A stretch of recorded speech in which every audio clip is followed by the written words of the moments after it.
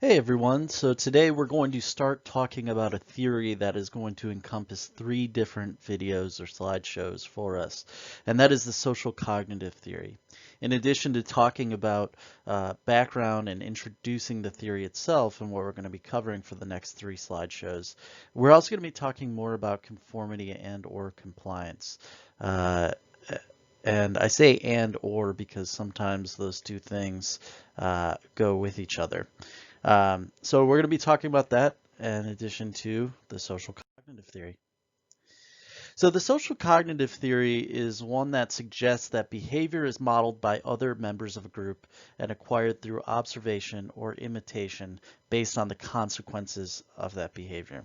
And we often process the information about the world on the basis of cognitive elements, which is where the term cognitive and social cognitive theory comes from.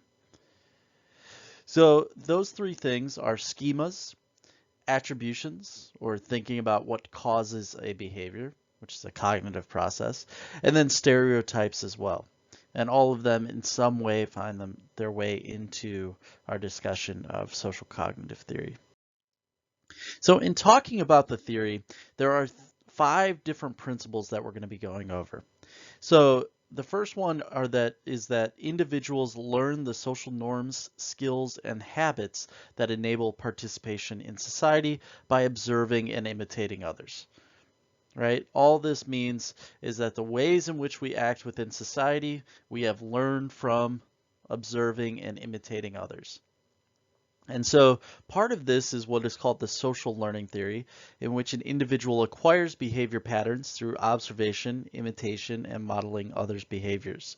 We're going to look at a study called the Bobo doll experiment from Albert Bandura, which is going to be a clear model for this theory.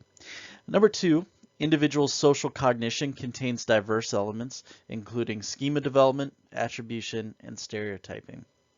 Just talked about that before. Number three, observing and involvement with others can communicate society's norms to individuals with cues for conformity and compliance. And obviously, this is the big one that we're going to be talking about today. Number four, individuals can communicate new norms to society. And this idea of reciprocal determinism that we're going to be talking about, but really all this means is that society informs our norms, but we can also push back and inform society's norms as well. We can create cultural change and societal change. And then number five, individual self-efficacy influences the degree to which they can participate in society. And it is considerably, though not totally cognitively built up through past experiences. Our confidence in doing things and our confidence in being able to imitate others is based on the confidence we have gotten from past experience. So in terms of talking about conformity versus compliance, compliant behavior occurs when a person carries out a request under direct pressure, even if the pressure is not perceived by the complier. But conformity, on the other hand, differs in that the situation does not use direct pressure. And I'm going to underline this for us. So again, does not use direct pressure, even though I didn't do a great job on that. Targeted at the individual, but pressure is often perceived by individuals, and then it influences their behavior. So for instance, if we are looking at the school dress code, a example of conformity would be if you or another student conforms by attending school according to the dress code. Uh, you feel this pressure of some sort to sort of fit in. Uh, Compliance, on the other hand, the student goes home to change into school uniform when told to do so by school administration. So this direct pressure has been put on you by the school administration in order to go home and change. You're not just doing it because that's what other people are doing. So there's a few different methods for compliance we're going to talk about here in terms of how people feel that direct pressure and how they interact with it. The first one is reciprocity. People comply simply out of a feeling obliged to return a favor. So reciprocity, and I know I just gave you a tongue twister there. Um, Reciprocity would be like when I go to Wawa, my expectation is if I open the door for someone, I would hope that they either hold it open for the next person or maybe they hold open the next door for me. Oftentimes that will be what will happen. They have two doors to go through in order to get into Wawa. I open up the first one for someone, and often they will then open that next door for me. The next one, foot in the door tactic. This asking for a small favor, which is easy to grant, and then requesting a much larger favor. So let's say that you are driving your friend home and they don't live too far out of the way. But while you have agreed to take them home, they say, hey, can you go pick up our other friend? They live across town. And so they have gotten you to agree to one thing, and so maybe you will comply with the other request. The next one, door in the face. So first you ask for a large favor, you are turned down, and then you go for a much smaller favor. So a lot of tactics within negotiation, especially if someone's trying to get a pay raise, is to say that you want more than you think you deserve, right? So let's say that I'm making $10 an hour and I want to raise to 15, maybe I ask for $18 an hour. And then when my boss says no, not 18, you can look more reasonable by saying I want $15 an hour. And so that might be a way to get someone to comply with what you want. The next one, lowballing, getting the person initially committed and then upping the requirement at the last moment, knowing that the person won't change their mind. So let's say you're in a contract negotiation and someone has agreed to you paying a certain thing, and then you suddenly at the last moment say, well, I want this too. That's just another way. And then also hazing. So we've seen this a lot with either sports teams or fraternities and sororities at the college level. It's often been an issue, especially when it's taken to large extremes. So requiring a newcomer to go through a difficult and seemingly pointless procedure in order to gain acceptance within the group. It's sort of a way of showing that you belong. Even though it's often ridiculous and sometimes dangerous. So in looking at research on compliance, oftentimes the theories on compliance do not clearly explain why some people do not comply. They resist compliance tactics. They live outside of the norm. And so most research on compliance, though, has been intended to rely on self-reporting devices. And what these are is that when you are the subject, you are just literally telling them what you do. Now think about what we've learned about thinking and deciding. Oftentimes, the ways in which we perceive ourselves are very different from reality. And so this may be a strong limitation in terms of compliance research because of that.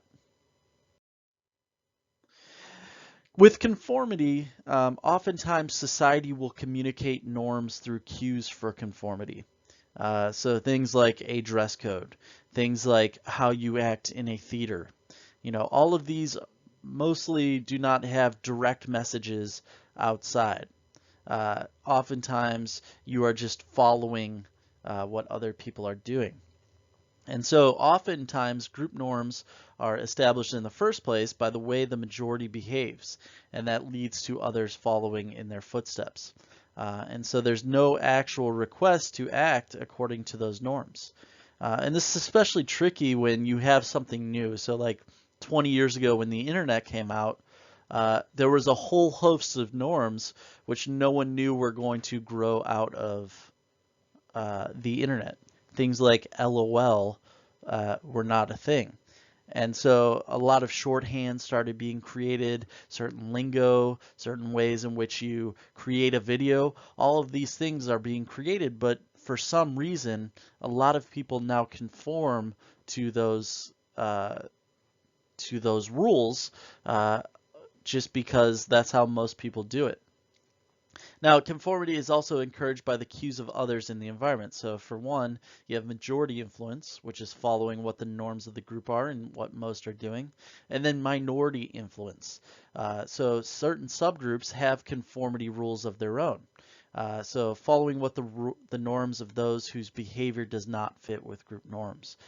So for instance, like punk music has its own subculture in which people say they are nonconformists. That's what I would always, hear from, the skateboarding crowd when I was in middle school or high school, or people who are into punk music. Don't be a conformist. But oftentimes, if you think about it, there's rules that they're conforming to of their own, whether it's, wearing Doc Marten shoes or wearing Vans or, certain piercings they have, certain ways in which you cut your hair, like the mohawk. All of these things come out within the subculture. So even though you're not being a conformist to majority culture, you are conforming to minority culture. So this is just a video you can watch on the slideshow.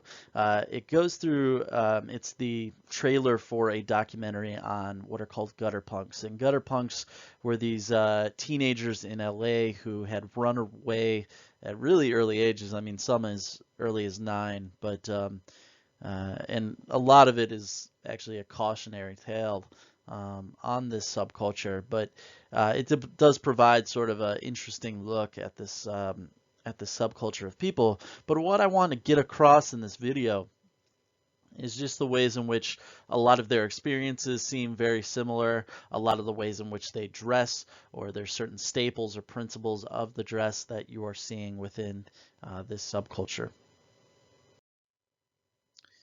All right, so real quick, while you're sitting here watching this video, I want you to tell me which of the three letter options is closest to the line on the left. So this line on the left, which one is closest, A, B, or C, to this one in terms of size? I'll give a few seconds. So that's actually the basis, that exact exercise is the basis for our first study today. And this is Asch 1956. This is quite a famous study within psychology. And this is a very famous psychological experiment on conformity. And so the aim of this was to determine whether individual participants would conform to majority influence. So in this case, majority influence was designed for the giving of incorrect answers in a situation where the correct answers were evident. And here's how they did this. So for the procedure, the target participant entered a room where there were 6 other participants dressed formally in business suits. And you can sort of think about whether this dress code sort of influenced the answers. Were the fact that these people were wearing business suits, did that help the participants sort of answer incorrectly, even though they knew it was potentially incorrect? But I digress for right now. So the participants were told that they were going to take part in a psychological experiment on visual judgment. It was unknown to the participant, but the other 6 people in there were actors. And when you have subjects that are designed to give certain answers and are actors within the experiment, they are called confederates. So all participants went through a series of exercises. It involved comparing one line to 3 other lines, like we saw in the last slide, or 2 slides ago. And the participants had to say in turn and out loud, so they sort of went down the line, which line out of the 3 was closest to the isolated line. In 12 out of 18 trials, they gave the wrong answer. That is the Confederates. And the target participant went close to last, so they had to watch person after person give the incorrect answer. And the study was controlled. The only ones in the room were the experimenter and the participants. So in the results, more than 1/3 of the participants agreed with the Confederates in 50% or more of the trial. About 3/4 of the participants conformed at least once, and about 1/4 never conformed. And some claim that they saw the lines the same as the majority, but others ended up agreeing that they had conformed because of fear or ridicule, and they thought that their perception of the lines must be inaccurate. And you can often see this in classrooms as well, right? If I were to post like a multiple choice question and I gave you guys time to think of it on your own, which was the correct answer, and I say, okay, how many people have A? And almost everyone raises their hands, you might pop your hand up even though you know the answer is C. So we see this in daily life as well. So the conclusion was that even in unambiguous situations, I mean, the lines are clear which one it was, there is still pressure to conform to a unanimous majority. And so Asch, the researcher, concludes that some people experience social influence and conform to avoid rejection, right? Others doubt their own judgments and they conform because of that particular thing. So a couple of the strengths, first of all, overall conformity rate was 32%, and this showed that 1/3 conformed to majority influence when it seemed to be wrong. But like I said, 3/4 also conformed at least once. And then the formal and serious atmosphere confronting the target participants created an environment where conformity was expected. And then the limitations, so one is time and place. So the 1950s are known as a very conservative time. It's in the grips of McCarthyism, in which a lot of people were conforming. And so this placed greater pressure to conform on daily life. Would this occur in current times, especially given how some people are so resistant to even things that are factual? So maybe it would work. But it wasn't replicated in a British experiment with similar participants. And so maybe there's a low ecological validity, especially when we're thinking about human nature overall. And the results were only replicated with probation offenders. And so these are people who are possibly in fear that they go back to jail, not necessarily for this experiment, but in their daily life. And then there's ethical concerns with this. Is the deception warranted? And does it hurt the experiment or help it? So here's a video from the 1970s. It's a replication of the Asch experiment. So in the PowerPoint slide, go ahead and watch that video. So in terms of thinking about Asch and what this means for the larger picture, we got to really ask ourselves, how far will people go in affirming the ideas of others, even when they know they're wrong, right? And this can be, a huge subject for us just as a human race. In the event that we know something is wrong, in the event of people being discriminated against, prejudice abounding, violence being threatened on other people, how far will we go in conforming to the rules of society? And that's a massive implication for all of us as we move forward in time. All right, so you don't have to do the social identity theory questions that are posted here, but I just want to say that again, as we go through the social cognitive theory, be mindful of thinking about the theory overall while also being in tune with these individual parts like we talked about today with conformity and compliance. If you have any questions, as always, please come find me, and I hope you have a great day.